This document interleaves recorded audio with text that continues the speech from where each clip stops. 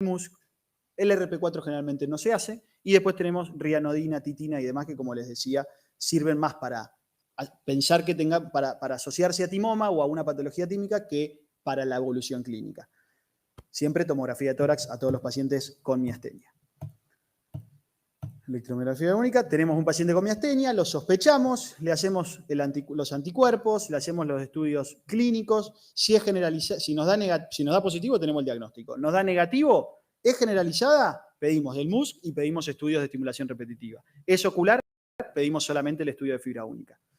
Si nos da positivo tenemos el diagnóstico, si nos dan negativo esos estudios pensemos en otra cosa. ¿En qué otras cosas podemos pensar?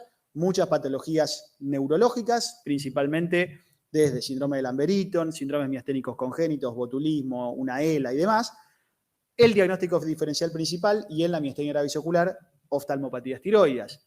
Las oftalmopatías tiroides afectan mucho los músculos extraoculares, es mucho más raro que de ptosis palpebral, generalmente dan proptosis, ¿sí? Pero también es uno de los diagnósticos que siempre tenemos que descartar y tengamos en cuenta, como le dije al principio, 30% tienen patologías tiroides asociadas y no nos ha pasado algunas veces de que los pacientes tienen miastenia y tienen oftalmopatía tiroidea. Bien, y por último, ¿qué pasa? ¿Cómo tratamos a estos pacientes? Tengamos en cuenta que el objetivo de cualquier paciente miasténico es o lograr la remisión clínica o que tenga mínimos síntomas. No hay que conformarse con menos. Si bien hay síntomas, hay veces que uno tiene que ser muy agresivo para lograr esto, el objetivo siempre es lograr o mínimas manifestaciones o remisión clínica, siempre tratando de que la cantidad de efectos adversos sea la menor. No podemos curarla, pero tenemos muchas herramientas para tratarla. Y ese tratamiento va a estar determinado por un montón de factores propios de la enfermedad y propios del paciente, comorbilidades, edad y demás. Entonces, tratamiento sintomático, tratamiento inmunomodulador, tratamiento quirúrgico, que es sacar el timo, tratamiento de soporte, el control de peso, que haga actividad física, cuanto menos peso tenga ese paciente, menos fuerza va a tener que hacer para levantar ese músculo, y el tratamiento de las crisis miasténicas. Rápidamente, el tratamiento sintomático, el principal es el mestinón. El mestinón, todos van a tener en algún momento de sus vidas algún paciente que está tomando mestinón.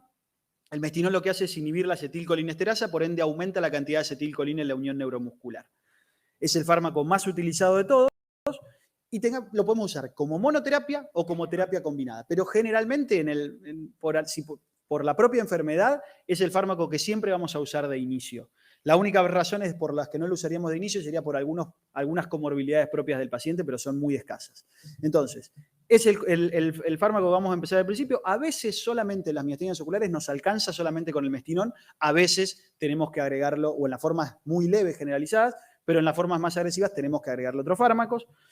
El mestinón comprimido se toma por boca, a los 30 minutos ya empezó a hacer su acción, el pico de la acción va a estar más o menos a la hora y media, 2 horas, y la duración total son 4 horas. Y eso no es menor, porque no tiene sentido. Muchas veces recibimos pacientes que le dieron desayuno, almuerzo, merienda, cena, pero desayuno a las 6 de la mañana y almuerza a las 12. Entonces yo tengo 6 horas entre un fármaco y el otro y tengo 2 horas donde no lo estoy tratando.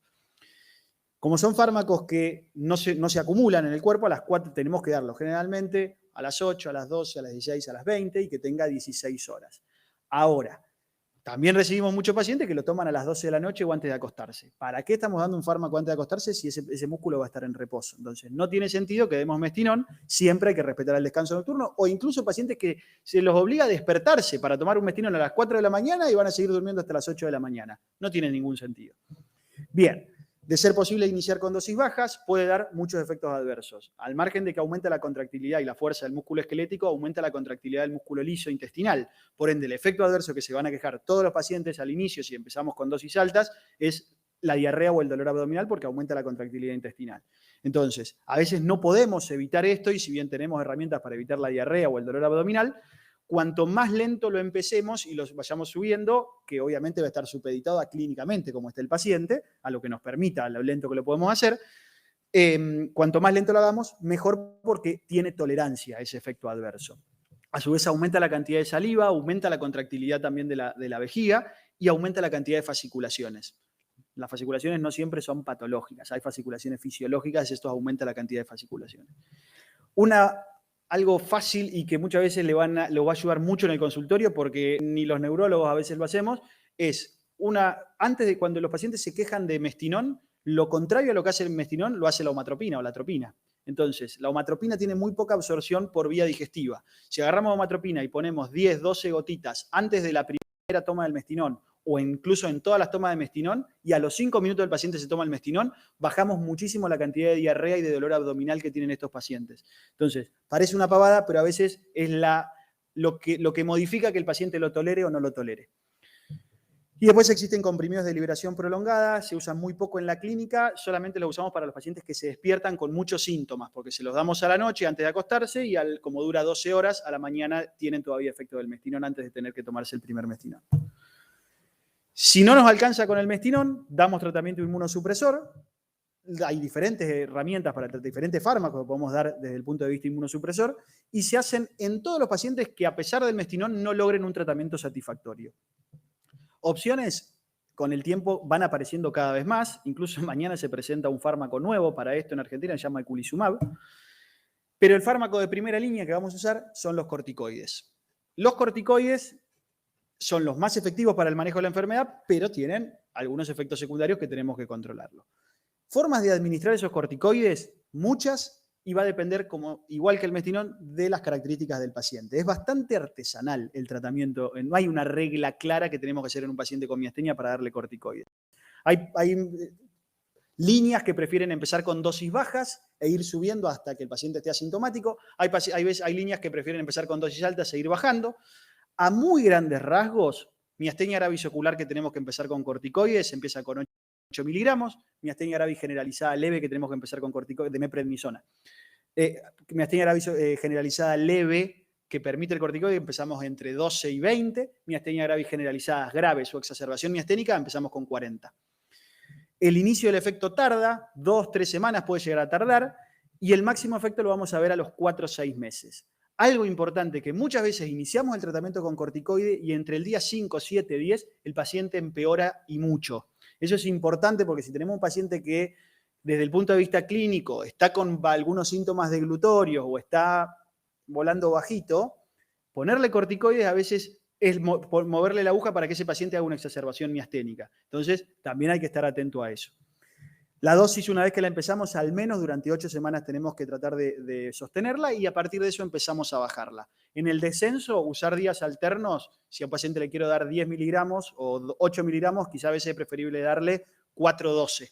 Un día 4, un día 12, un día 4, un día 12, o si le quiero dar 6 miligramos, un día 8, un día 4, tratando de que todos los días al menos reciba algo de corticoides. Y al menos ese tratamiento se hace durante 2 años. Si yo tengo un paciente que no le puedo dar corticoides desde el inicio, tenemos que plantear por alguna comorbilidad, plantear otro tratamiento inmunosupresor.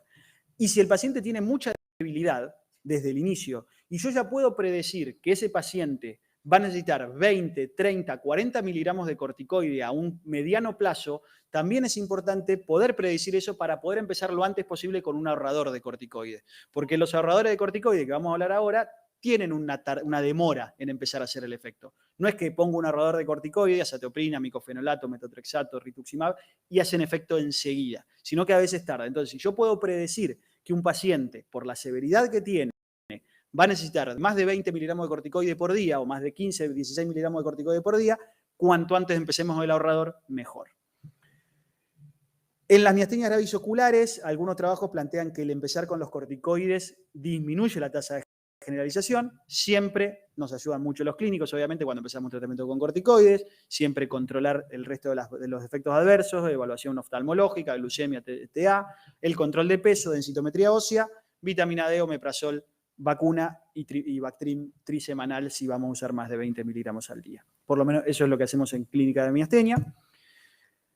No voy a extenderme en los diferentes fármacos que podemos usar como ahorradores. El más utilizado de todos, la azatioprina, principalmente en las formas sacra positivas, nos permite disminuir la dosis de corticoide que vamos a hacer, pero como les decía recién, tengan en cuenta que tarda 6 a 12 meses en empezar a hacer efecto y el máximo efecto lo voy a notar a los 12, 18 meses. Entonces, cuanto antes empiece con la azatioprina, mejor para el paciente, más rápido le voy a poder bajar los corticoides.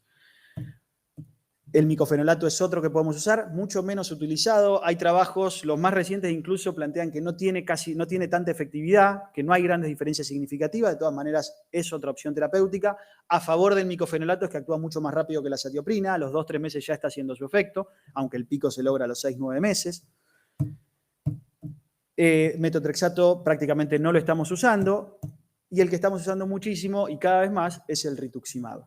El rituximab, como todos saben, anticuerpo contra los linfocitos CD20, donde de los últimos 5 años cada vez tenemos más trabajos que avalan el uso de rituximab. Los primeros que aparecieron es para MuSK. ¿Se acuerdan que hoy dije que las MuSK eran IgG4? Ese tipo de anticuerpo. Por ende, el rituximab va a tener mucha mayor efectividad. Al punto de que hoy, como primera línea, junto con el mestinón, y que en el MuSK, no lo mencioné, pero el mestinón en el MuSK no hace tanto efecto. En el MuSK, de entrada, ya tenemos un paciente que tiene MuSK, le ponemos rituximab, ¿sí? Porque es extremadamente efectivo en los pacientes que tienen MuSK. Y cada vez más, y en los últimos años, va subiendo en los sacra. En los sacra antes prácticamente no lo usábamos, y en los últimos años, no desde el inicio, pero en aquellos que con corticoides, con azatioprina no alcanza, se les pone rituximab y comenzamos el rituximab. Hay diferentes formas de regímenes de tratamiento. Y lo que tiene quizá con otras diferencias es que a veces, y más que nada en los MuSK, ponemos un solo ciclo de MuSK y el efecto dura 2 años. Con un solo ciclo, día 0, día 14, y después no tenemos que volver a repetir. La mayoría de las enfermedades donde se utiliza el rituximab, a los 6 meses, como aumentan los CD20, hay que repetir el rituximab. En el MuSK, por lo menos, no estamos viendo esa evolución. Fíjense, 72% de los pacientes anti-MuSK en este metaanálisis tuvieron una respuesta positiva con el rituximab y 30% de los sacra. En resumen, tratamiento de miastenia gravis. Primera línea, mestinón y esteroides. Segunda línea, azatioprina para los sacra, rituximab para los MuSK. Tercera línea, micofenolato para los sacra, rituximab para los sacra. O las seronegativas. Otras opciones, gamma-globulina subcutánea, metotrexato, eculizumab, tacrolimus, ciclofosfamida.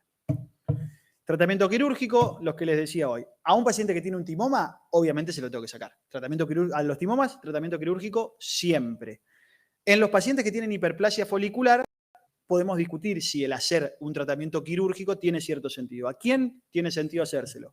A las miastenias gravis generalizadas, que son NACRA positivas, obviamente sin timoma, jóvenes, entre 18 y 65 años, y que tienen menos de 5 años desde el inicio de los síntomas, el hacer la timectomía, por más que tengan hiperplasia folicular, demostró menor requerimiento de corticoides, más corto el tiempo que tardábamos en suspender los corticoides, menos cantidad de exacerbaciones, menos efectos secundarios a la medicación.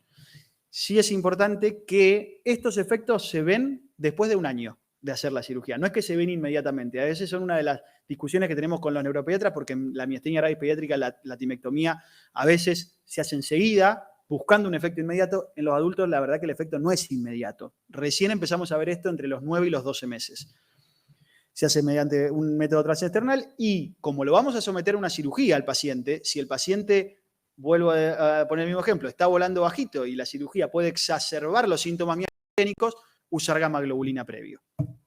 ¿Por qué gamma-globulina? Porque me sirve para las crisis miasténicas. Y para terminar, las crisis miasténicas.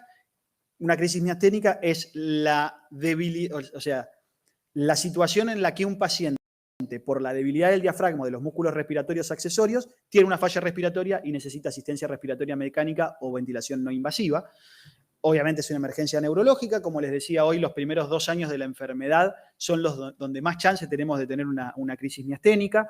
Hay que siempre pensar en los desencadenantes antibióticos, infección que puede haber en un paciente.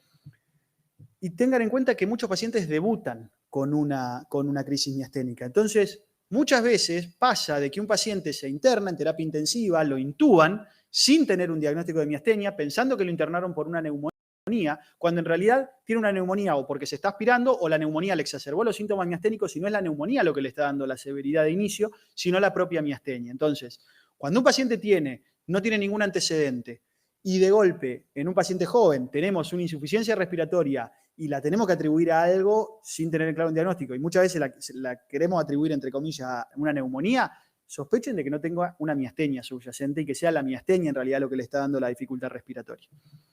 Porque muchas veces nos pasa de que el diagnóstico lo hacemos después de que tuvieron la internación en UTI. El tratamiento de las crisis, obviamente al margen del compromiso de las consideraciones iniciales que tenemos que hacer desde el punto de vista respiratorio, se hace o con plasmaféresis o con gamma-globulina. Ambos, hay varios trabajos que comparan una con la otra, la efectividad es la misma, no hay ningún trabajo que haya demostrado que una sea superior a la otra. Sutiles diferencias en cuanto a la rapidez con la que hacen su acción. La plasmaféresis es un poquitito más rápida que la gamma-globulina Y lo otro que hay que tener en cuenta es que si ponemos gamma-globulina y no nos alcanza, después vamos a tener que poner plasmaféresis y la plasmaféresis va a remover esa gamma-globulina. En cambio, si hacemos plasmaféresis primero y después ponemos gamma-globulina, tenemos el doble efecto. Y eso es todo.